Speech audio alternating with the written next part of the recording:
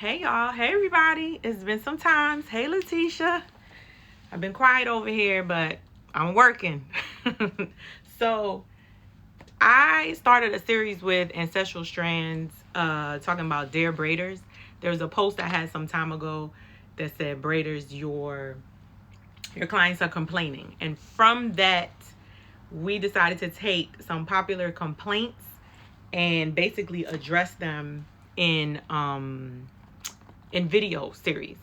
So the complaint due for today was about parting, right? And if you're a braider or a stylist, parting is crucial.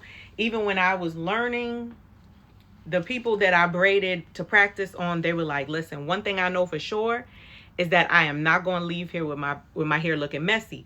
And so that's important even as a beginner or just practicing, right? So that's what I wanted to talk to you about today. Let's get to it. So if we want to be technical, which we could be, right? Because we always want to be professional, we have to recognize the parts of the head, right? And so let me get her out of here. Let me get her out of here. So from ear to ear is usually where I suggest people start their braids, right? This part of the head is the nape. It's just like the first and best, easiest place to start and create some type of guide. The reason being, head shapes are different, but head structures are not. Okay? Head shapes are different, but head structures are not. And this is crucial for you to understand, because it doesn't matter how big her crown area is. It doesn't matter how wide her nape area is. Structurally, client to client, you are dealing with the same parts of the head. And that is important so that you don't feel intimidated or feel like, I'm doing something wrong. So you can't approach every head the same because of the shape, but you can because of the structure. And so that's why understanding the parts of the head will also help you to visualize when you have a client and they sit down in your chair.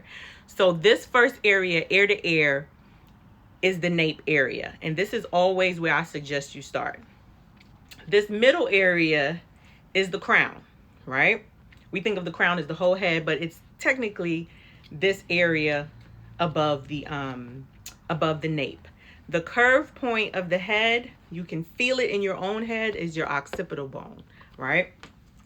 So to put it easy, and I'm not going to use the terms the whole time, but just so that you understand, to put it easy, the area below the occipital is the nape, right? So find that curve in your head, and everything below that is your nape.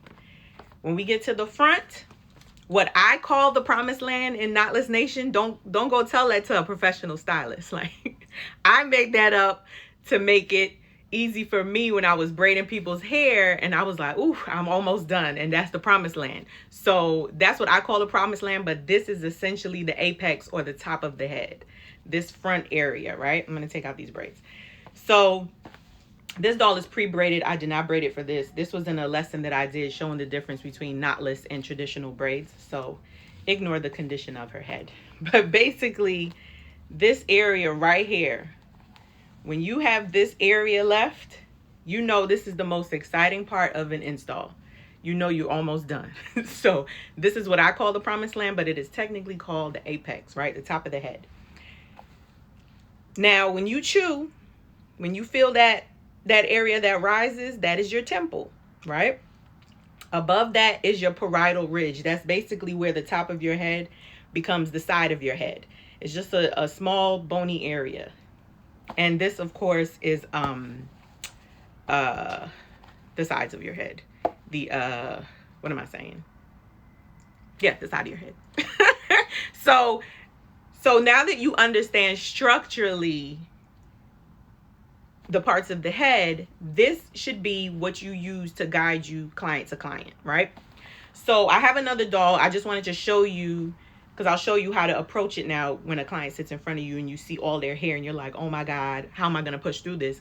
But with that in mind, that's what's going to guide you, and that's what's going to calm your nerves and make you not feel intimidated no matter who's in front of your hair, because one of the things that happens is clients sit down and you may inadvertently talk about their hair out loud, like, oh, there's a lot of hair. It never matters how much hair a client has, how much hair a client has to me, because I know structurally all clients have two ears, a top of the head and a back of the head. That's it. Everything else, it doesn't matter, right? Everything else is figure outable. The distance may change. Like I said, if the person is has a wider section ear to ear, has a bigger crown, that may change, but essentially a head is a head is a head, right? So again, to start off, this will always be the first section I suggest you part out, ear to ear. So let me grab this doll. So traditionally, this is my new doll, Maya. I can tell you details about her later. This is Maya. So let's say Maya comes into the salon, right? And she comes like this, and she's like, oh my gosh, this is the best that I could do. Sorry, blah, blah, blah. You back here, you like, okay, cool. Let's go. What happens when she takes this out? This is what you got, right? This is what you got. And you're going to feel intimidated and overwhelmed. But remember, ear to ear, this is how you're going to start to make sense of it. And I was using her for another lesson, so there's kind of a cheat line there, but I'm gonna still walk you through it. So she shows up like this, you're overwhelmed. The first thing, well, you might not, where's my comb? You might not start with a rat tail comb depending on the condition of her hair, but maybe you'll start with a comb like this, right? A bigger comb. And we'll use the rat tail comb to redefine and sharpen the lines that you create. So what you're gonna do, again, is with your hand, before you even get a tool, with your hand, you can start to work through her hair and, you know, check to see how detangled it is, or, you know, that's, you're assessing, but essentially you're kind of just talking like, okay, how are you, blah, blah, blah. During that talk, you're literally creating chunks of sections to work through her hair, right? Sometimes they arrive like this as a braider. If you provide the wash, that's a different, obviously you can get through it, but I'm saying if you do not provide the shampoo service, this is just a suggestion, the easiest way to get through it. So you're working through the hair, and you know, ear to ear, you're gonna find that nape area.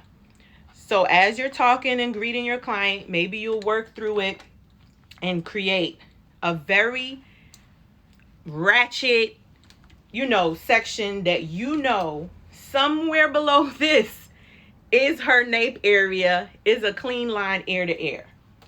So you part this off with your fingers, then go for your tools, right? So once you have this section here parted off, you can then get your, where did I put that rat tail? Then you can get your rat tail comb, right? This is a lot easier to work with than when she came in. This is a lot easier because now you can see her ears. Before I get into the parting, I want you to remember your client's posture matters with parting, right? So if she's on her phone and she's bent like this is a no-no, right? If she's laughing and talking to you and she's like this, like, yeah, did. I love to talk, but let's get back to what I'm here to do, right? And what you want to do is take a second to ask her to sit at natural head position. This is important, and I know if you've ever gotten a haircut at a salon, you think that maybe the stylist is fussy because they're asking you to sit straight when you're getting a haircut, but that's because degrees and angles change the end result. And if you don't have a good or a straight a natural head position and your client's head is not straight, that affects the entire mood of the install, especially when you're doing braids, right? So always ask your client to sit at their natural head position, right? Not like this on the phone. Natural head, upright, right? Not too high, not like literally right here. This is the position she needs. Her legs cannot be crossed. She can't be slouching. She's sitting upright. She's sitting with her head straight. Again, It happened to me when I was showing my last client on a one-on-one training. She didn't even realize it, and some people don't. But I just want to remind you that head posture, body position changes the whole thing, right? So just please remember that. So now that she's in a proper upright position, you are also behind her in an upright proper position, right? And so I hope y'all could see. Let me see. Yeah. And so what you're going to do is begin to make your part. So you move the hair gently out the way, put your comb straight, and just at the top of her ear, start to create the beginning of a line. Don't think that you have to come here and go all the way around and get it right on the first try. It's not going to happen. Little by little, follow the first line you make, separate it with your other hand, and go around her head, right? This is going to create that very first section for you to work with. I'm turning her head, but essentially this will be you going around the client. All right? I hope that's making sense to y'all. Boom. So now you have this first section parted out. And even if this is your child, this is a good way for you to get in the habit of gaining control of the hair instead of feeling overwhelmed by the amount of hair your child or your client has. It doesn't matter. Parting is parting is parting, right? You always want to be in control of the hair. So again, ear to ear with her head upright. Do you see how, I mean, it was there already, but I'm just saying, little by little, you connect the previous section to the new section you make and go around. This first line is the guide for the whole hairstyle that you're doing. Trust me, it may not seem like it, but it makes a huge difference. So I'm just going to braid this away. I hope this is making sense so far. Okay. So, boom. You got this section away. Then you take this out and you're back in the jungle, right? You're back like, shit, what the hell I'm going to do with this? But remember, structurally, okay, good. Thank you. Thank you, guys. Thank you.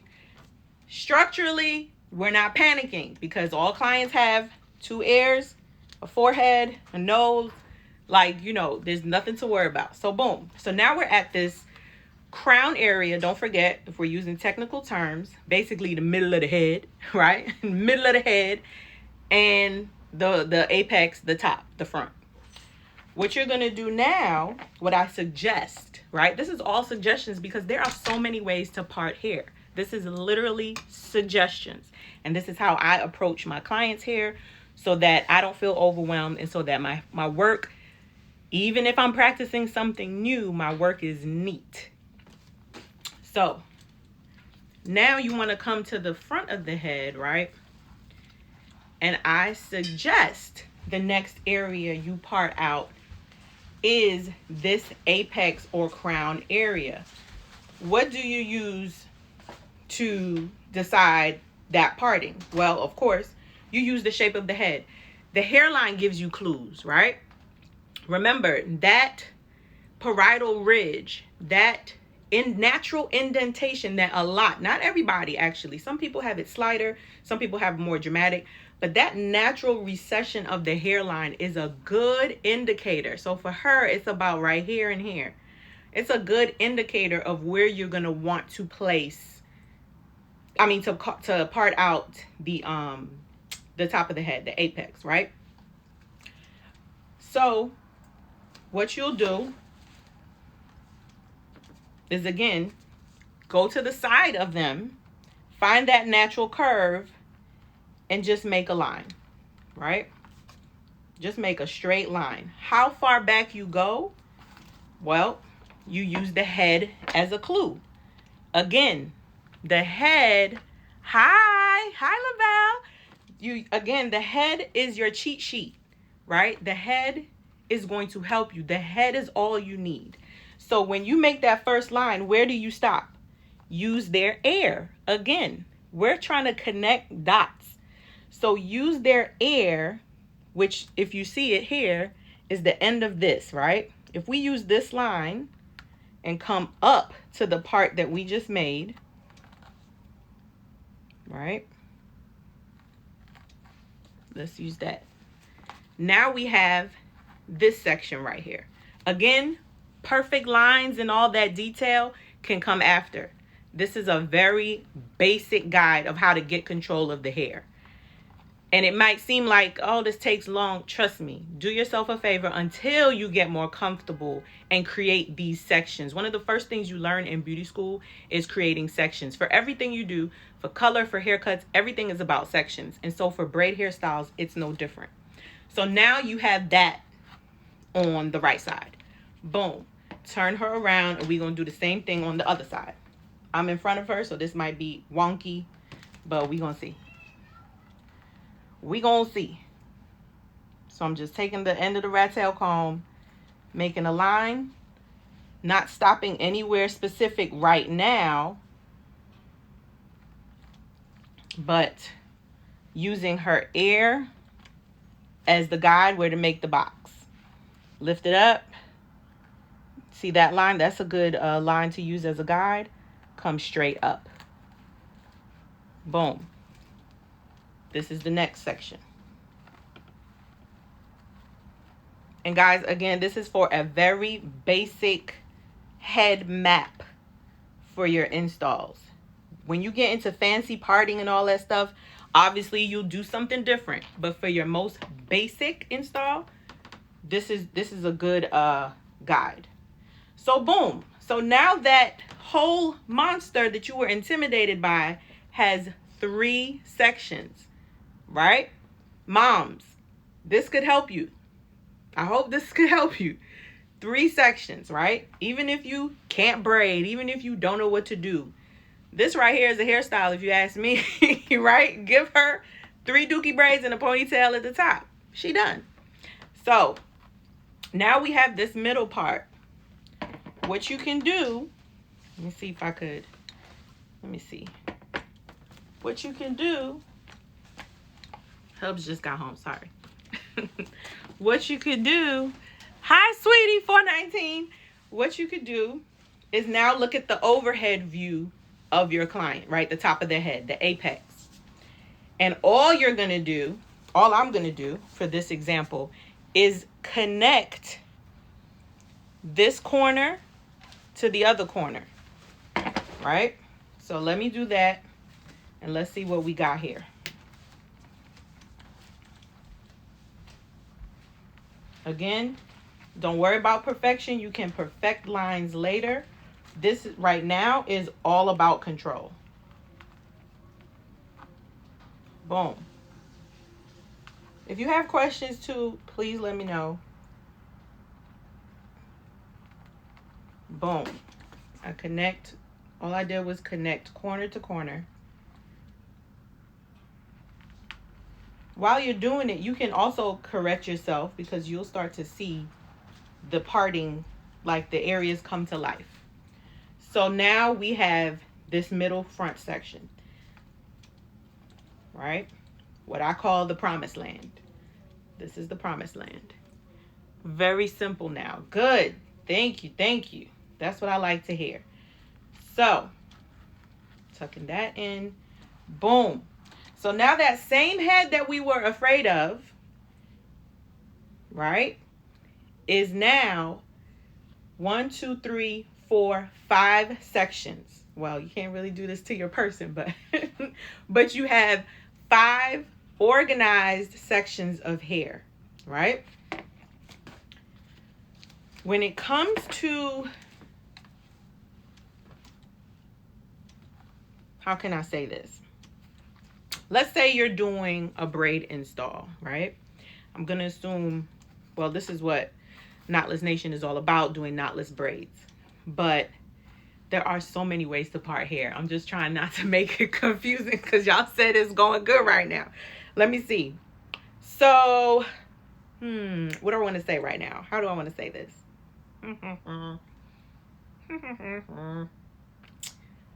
No, I'll leave it just like this.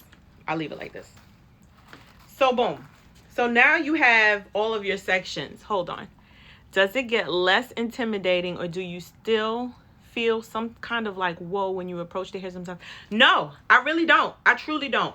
It doesn't matter. The only time I'm woeing is when I realize maybe, again, in the head size, because structurally that's not intimidating for me anyway, especially after you get used to it. It's like, okay, I just need to find her ears. That's how I start. It's like, I just need to find her ears and I'm good. Because once I make this, my woe comes from, oh, her ears are a little further apart, which means, she has a lot of head, which means I'm going to probably take longer. So my woe is probably when I'm assessing the amount of time that it'll take me to get from side to side, depending on the size of the braids that I'm doing. You know what I mean? And that's what I'm saying. Like, once you get comfortable with parting, it should fade away. Like, it really should. Does length intimidate me? Nope. I love some long hair. I just love it because the hair has everything I need. Because remember, when I'm doing knotless and when you're doing extensions, well, knotless, I can only speak for knotless because extensions is different. When you're doing knotless, somebody with this length of hair, I'm beginning with their hair. So that means that I don't have to add as high up. You know what I'm saying? So when they have long hair, or if it's somebody like this, I love it. I love to see it because then to me, the work even is neater. The ends of their hair is more towards the middle of the braid. So it's easier to kind of tuck and hide. When the hair is short, you got to be a lot more intentional about how you tuck the ends so that it doesn't stick out too high up in the braid, especially if they have a trim. So nope, length and all of that, no problemo. Some clients would say, do you need me to send a picture? I'm like, nope. I just need you to show up and be on time. I'll do the rest. Don't even worry about it. All right. So boom. Oh, and I want to say this. Just because I did this with the mannequin, this is not a detangling tool, by the way. This is only for parting and precision. This is not a detangling tool. This is a parting tool. Okay? I just want to make sure to point that out because I've even had somebody tell me that their stylist used this to comb through their ends. No, ma'am. This is parting precision. Parting precision. Right? All right.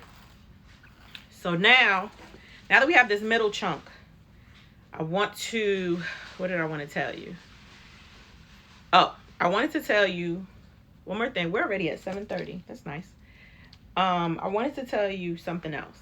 When you're parting, one thing that you want to do also is step back from your parting so that you can get a clear view. When you see barbers and they're like this and then that's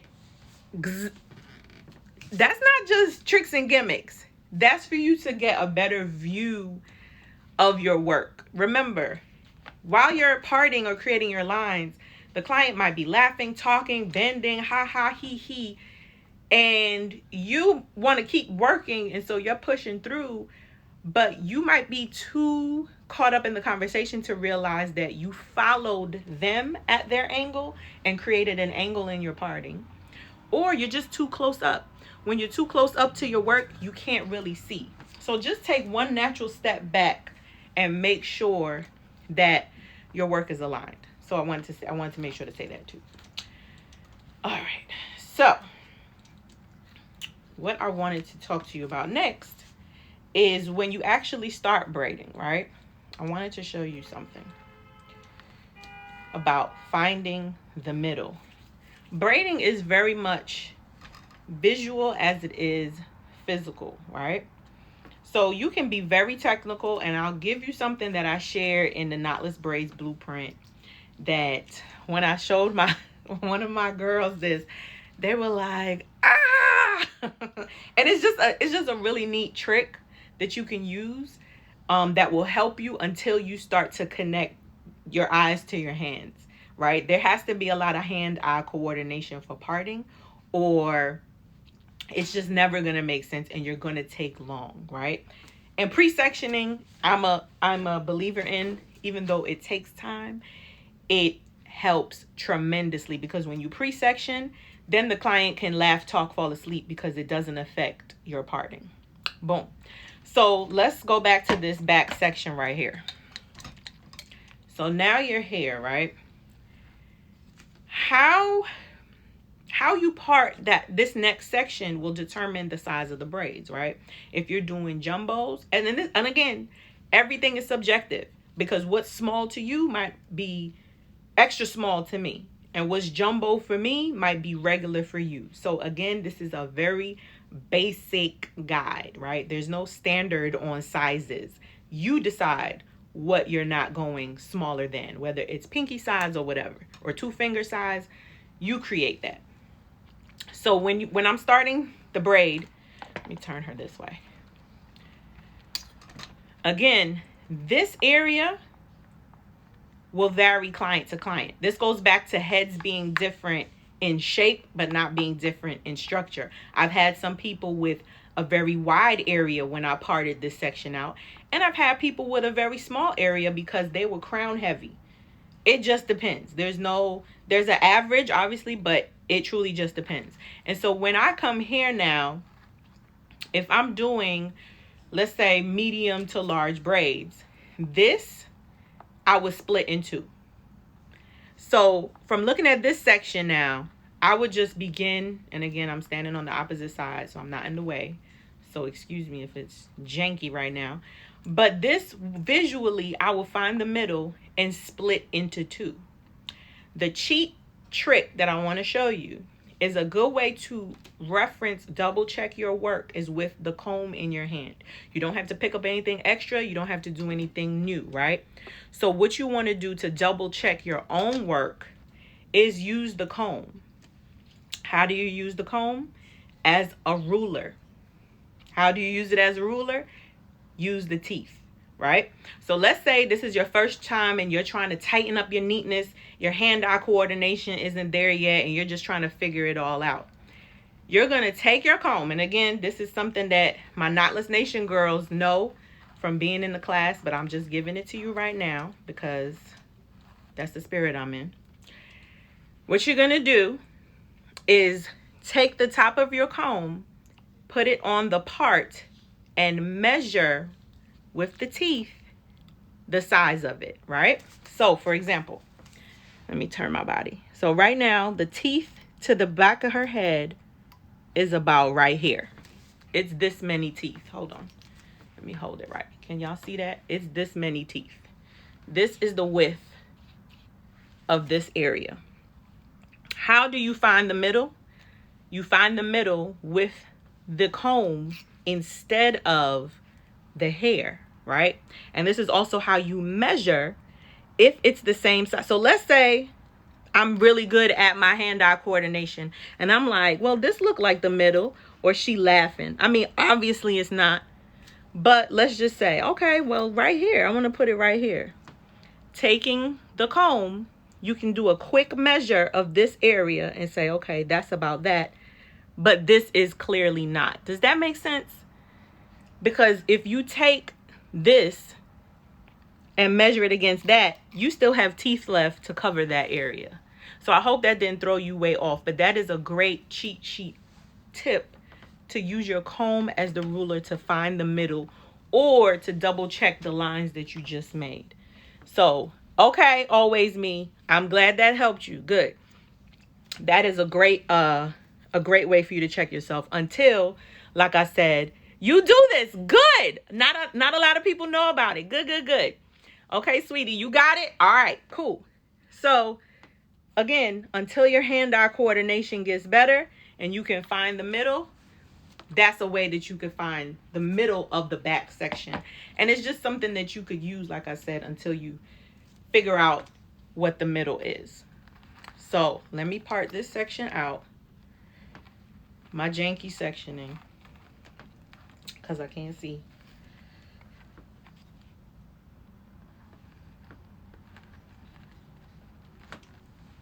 don't forget, if you have questions about parting, smart trick. Yes, it is super smart and super simple. Super simple. Let me know if you have specific questions about parting. Okay. So now, where's this thing? Now that we parted out that first section, this is the row that we'll begin to braid, right? You make me want to go try on my daughter's hair. It looks neat. Please do. Please try. I'm telling you, it'll make a difference. It'll make a difference in your work. And again, even if you're not the best braider, the best twister, it doesn't matter.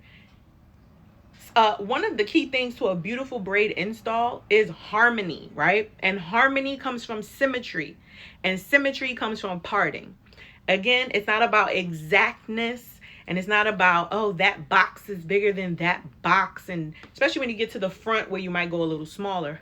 But when the changes are subtle enough that it still blends with the overall appearance, that is neat work. And that is one of the ways that your clients will not complain about how the braids look. You know, if that makes sense. Because again, I was a beginner too. My father was in construction, so parting and neatness I just grew up with that. Everything that I did, if I hung a picture on the wall, he would come with the ruler and say, Camilla, this is not straight. So I think that's where I kind of got it from, paying attention. But your daddy don't need to be in construction for you to make straight lines. You feel what I'm saying? So you can literally use the client's head or your daughter's head or whatever person you're working on, use their head as your guide. So this is the first section of what I would braid, right? And so just for the sake of what this is, let me show you now, right? You find the middle. Again, this is hand-eye coordination. You'll get used to it. Let's say you're doing big old jumbos, right? So you make this first part, boom, this is the first braid, right? This is the second braid. Big old jumbos, and you're moving right along, right? The part that you sectioned off comes down. That's the next braid section. For people who don't know how to bricklay, and again, there are a lot of ways to part here, but we're doing a very basic bricklay. What you're gonna do, the easiest way to part for this next section is to use this first section as your guide. And again, this goes back to when I said what you start with is going to set the tone for the rest, right? So if this line is crooked and this is not the middle, everything else will get thrown off and be on tilt, and we don't want that. So what you're gonna do is at this braid, you're going to find the middle of this box, right? And that'll be the section for the first braid at the top. Now, yes, there are ways that it won't be exact, again, depending on the head shape, but that's where you fine tune and make small adjustments just to make sure that you have balance and harmony in the braid. So boom, this is braid 1.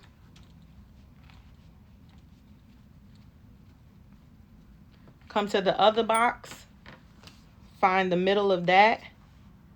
This is braid 2, right? Again, janky, but just so you get the idea. And for the moms, this is a great way for you, again, to just put big but neat work in your child's hair. When you part out those first 2 sections, all you have left is the middle. And then this middle piece covers the parting of the first row. Did that make sense? So now you can see you have the beginning of neat work, right? Good. We cool? We good? So that was a lot of little tips right here. You always use, so when you part out this next row, are they all the same amount of hair? In these sections, you mean? No. So that's why I said it just depends on how you refine it, right? This is not the middle of this area. I'm just going through what the lesson is. Like, I'm not actually finding the middle and parting neat. But this this is off center. So like, you know, so in an ideal world, yes, they'll be close to, nothing exact. Don't fuss about exactness, right? Yeah. So I'm just showing you how to more so find the middle of the work you're doing, as opposed to really standing here and doing exact work.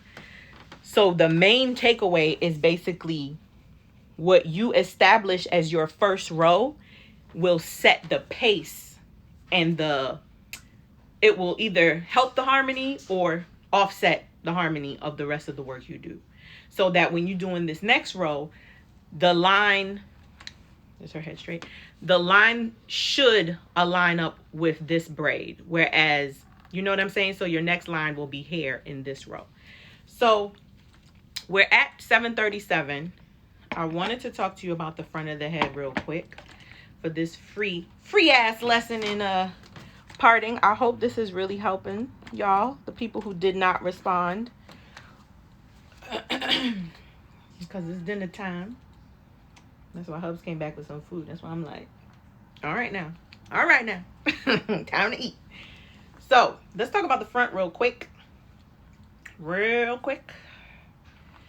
The promised land. Remember, this is not the technical term. Don't go asking somebody, how long does it take you to do the promised land? That is unique to me and unique to Knotless Nation and unique to Miss Hearing Humor and what I do, because the promised land just lets me know I am almost damn done. Okay? I'm almost done. This free ass lesson is much appreciated. Good, me. Thank you. This is great. Good. I'm so glad. So let's talk about the front real quick. I know you've seen it other places, but well, before I say that, let me say this. As a braider, as a stylist, as a mom, whatever, it is important to figure out the end look of what you're doing before you start to part it out.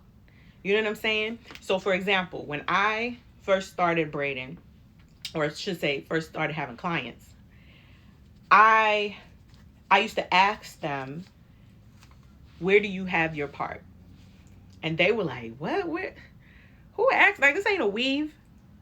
Reason being, when I would see people post pictures, I would notice in little, you know, comment, you read comments or you just pay attention, and they're like, oh, the braids are nice, but I wish I could. And they would manipulate the braids. Now the braids will always, let me get my other girl. The braids will always be able to move, right? Again, this is Summer, who I braided for a lesson on the difference between knotless and traditional braids. So that's why she's pre-braided. But essentially, you want to know if your client or your person likes a middle part. Some people don't. Most middle part girls know they like middle parts. You should definitely establish that before you start to part in section. Why? Because you might miscalculate the measurement of your sections. So basically, if you don't take the time to figure out where they like their part, that will throw off the harmony that I spoke about before, right? And so when you establish that they want a middle part, that middle part becomes your guide for the rest of the parting that you'll do for the apex, right? Save this live and make it a miniature. Yes, Chelsea, trust me.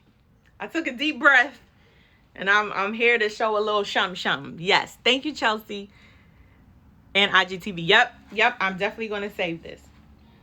So yeah, this first part that you make using their nose as a guide is going to set the tone for this whole, let me find the parting sections that I said, for this whole top section, right? Does that make sense? So if they don't want a middle part, let's say they're like, no, I hate middle part, it makes my nose look big, right? Sweetie, yes. Sweetie, I'm telling you, it makes a difference. This whole part right here will change, because you might just be going through the motions as the stylist, just parting, and then get hair and she's like, oh, I don't really like middle parts. So you want to establish that first. And maybe she's a side part girl, which is fine, but that just means instead of giving her this line here, You might not go this wide because that's like a big braid, but then you will change the width of this section. You see what I'm saying? Let me get the other doll and show you what I mean. So this is an example of if she wants, where's the section? If she wants a middle part, you make the middle part, find the middle of that section, right? Picture this unbraided, and that creates the two sections here. But if she doesn't like a middle part, let me get back this doll. Again, use her head as a guide. What you could do is find find her middle, right? Which would be, again, janky. Hold on. Get the nose, right? Boom. Find her nose. Come up from the nose. Is this even straight? Let me see. Hold on, y'all. That's the tip too. Sorry. Use the nose as the guide, right? Most people have a nose in the middle of their head. Right? Sometimes widow's peak might throw you off or something like that. But for the most part, you can start in front of them and then continue it behind them. Don't feel you have to get it right on the first shot. Instagram is a liar, making you feel that the end result came easy or natural. No. Sometimes you have to start at the front, finish at the back. Whatever works for you, you do that, right? Boom. So now that you found her middle, what you could do if she doesn't like middle parts is, again, that comb trick that I showed you. Count maybe 3 teeth, right? And draw a line here. So you get this part here, right? Count 3 teeth on the other side, which your comb could naturally do if you just align it the right way, right? Come on the other side. Do that. And now you have, instead of a middle part, you have a middle section. So now if she, and depending on how wide her apex is, how wide the top of her head is, you can make adjustments so that you at least have 1 row, 2 rows on the side. Does that make sense? So you have the middle row now, and now you're just taking what's left and creating the last 2 rows for the crown so that she still gets a side part and a deep side part. And then you just repeat the same thing on the other side. Split this piece in half, right? And so this will essentially be 1, 2, 3, 4, 5 pieces in the crown, and that will complete the front of your head. Does that make sense? So whether or not she wants a middle part, you can use her head to guide you to figure out your parting. Because sometimes what happens is braiders will, let's say, again, you're not thinking about it in sections and you're overwhelmed. You might come on this side and just start parting. And then over here, you're like, okay, 1, 2, 3.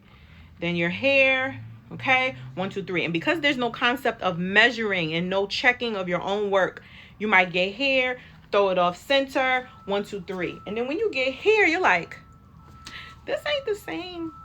How come I got a row? I'm gonna show y'all the row. How come I got a row that look like this? And I've seen this row in people's head. How come I got a row that look like this? Look at that. Right? It's this one small row, and then the rest are chunky, and it just don't match up. That's because of harmony, parting, symmetry. Again, symmetry. You know that row, sweetie. You know that row. It'll be, everything is all cute when she's doing the Instagram videos. She cute. It's like, oh shit, you making me want braids. Oh my God. And then what happens when she go like this? It's that tiny ass row. It's just like a tiny row. And you're like, how come? What happened over there? And it's because the stylist did not take the time to map out the hair in sections so that you can approach it systematically. Remember, head shapes change, head structure does not. That is like, if you forget everything else, I want you to remember that. Head shapes change, head structure does not. So structurally, you are dealing with the size, the temples, If you want to be technical, the parietal ridge, the nape, the crown. If you don't want to be technical, that's fine. As long as your end result is what you need it to be. You have the sides of the head, the back of the head, the middle of the head. And it's really connect the dots, right? That's the way you work through. I've been guilty of doing that wrong. Listen, no judgment. We all had to start somewhere.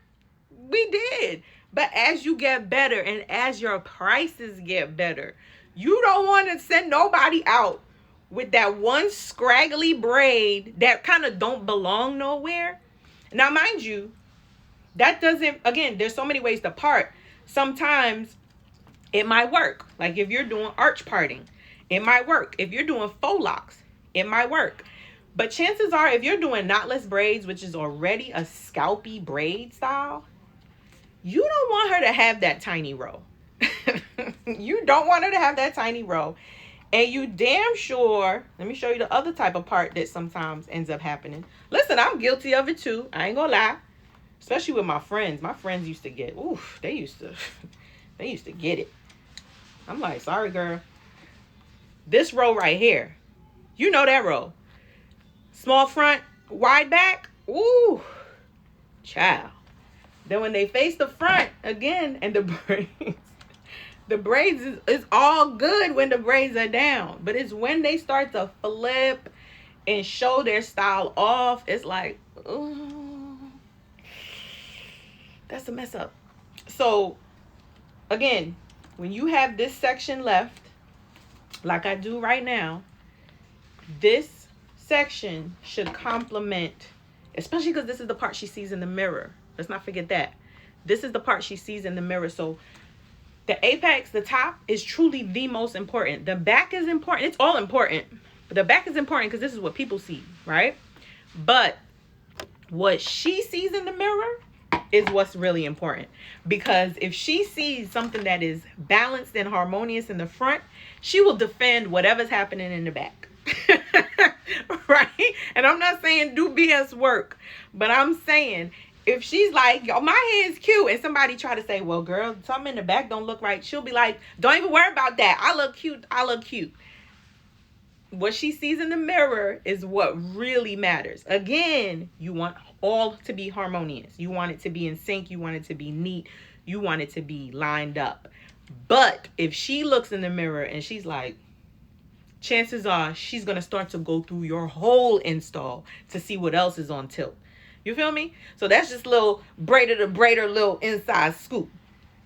Because like I said, my friends got the short end of it, but they love me. So that's why I always tell people, start your journey with people who love you, because they will be the most forgiving. And again, even if you're not the best braider, if you do neat work or the best twister or the best whatever, if you do neat work that is harmonious, it is more forgiving than the braids don't look how they want and the parting is on tilt and you got the small janky section. She's gonna be like, and then she's gonna do what? Throw it all up, because we've seen that too. She gonna take her braids and you gonna be on her Instagram, because that's what we do. You're gonna look at her page to see, did she post my braids? Did she post it? And you know what she gonna do? She gonna do one of these joints right here. She gonna take it all, put it in a bun, right? And then she gonna put a scarf right here. We don't want that. We want them to be proud. We want them to be proud, and we want to represent our brand. And so again, I hope this was helpful. It is minutes to 8. This was part of a series that I'm doing with Ancestral Strands called Dear Braiders, Your Clients Are Complaining. Next week, hopefully I'm able to do another topic with her. This I am definitely going to save. So thank you so much. If you don't have any more questions, I'm done for the day. I hope you, again, got something out of it. Don't forget, this is not a detangling tool. Don't forget. Hi, Julie. This is not a detangling tool. This is a parting and precision tool. This is to part. This is to make precise. Okay? I'll leave you with that. And I'll leave you with the reminder You're welcome. Thank you for staying, sweetie, the whole time. Thank you, thank you, thank you, me. Don't forget, structurally, heads are all the same, but shape-wise, they are different. So don't be intimidated. Don't be intimidated. Approach everything structurally the same. Like I said, I'm going to save this. Please watch it again if you need a little reminder. Please share it with another braider or another mom that needs help to understand not to be intimidated by a whole head of hair. Okay? Oh, thank you, Truly Special. Affirmative. Thank you. This was awesome. Okay, great. One cruising mama. Okay, I'm glad this helped you a lot. Okay, perfect. All right, guys. I'm going to log off and save it. Hopefully it saves. And have my dinner. So I will see you next week. And I'll try to do this more often. I'll try. Bye, guys.